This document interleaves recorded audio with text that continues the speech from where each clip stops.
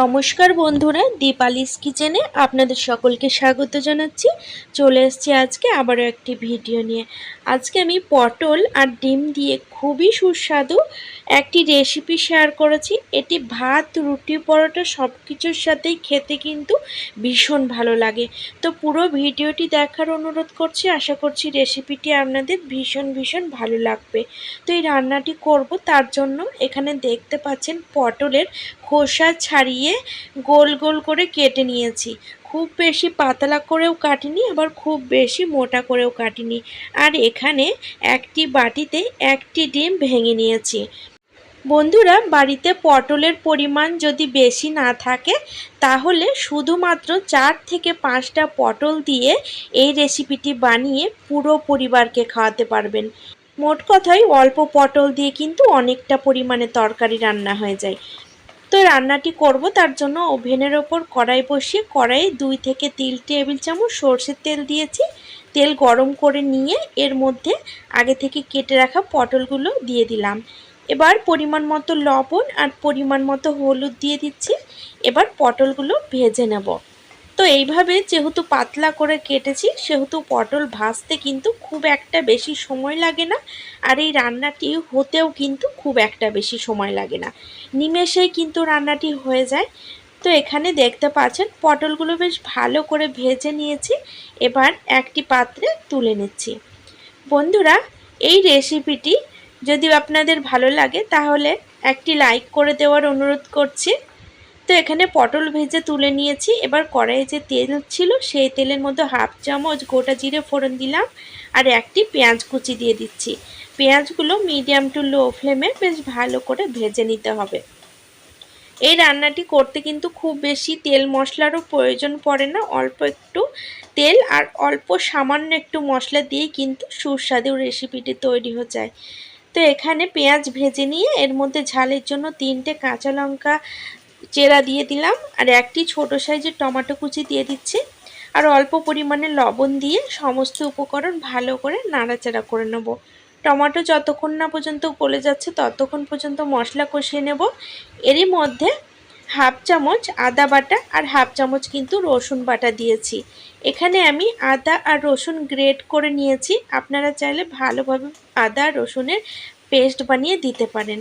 তো সমস্ত উপকরণ দিয়ে 2 মিনিট মতো মিডিয়াম ফ্লেমে নাড়াচাড়া করে নিলাম। এবার হাফ চামচ জিরে গুঁড়ো, হাফ চামচ কাশ্মীরি লঙ্কার গুঁড়ো আর হাফ চামচ হলুদ দিয়ে সাথে অল্প একটুখানি জল দিয়ে মশলাটা ভালো করে কষিয়ে নেব। এখানে আমি ঝালের পরিমাণ খুব অল্পই দিয়েছি, আপনারা আপনাদের আন্দাজ মতো কম বেশি করে নেবেন। এখানে মশলা দেখতে পাচ্ছেন ভালো করে ভেজে নিয়েছি। টমেটোগুলো বেশ ভালো মতো গলে গেছে।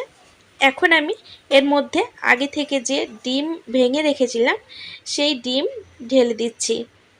এবার একদম মিডিয়াম টু লো ফ্লেমে মশলার সাথে ডিম ভালো করে নাড়াচাড়া করে নেব।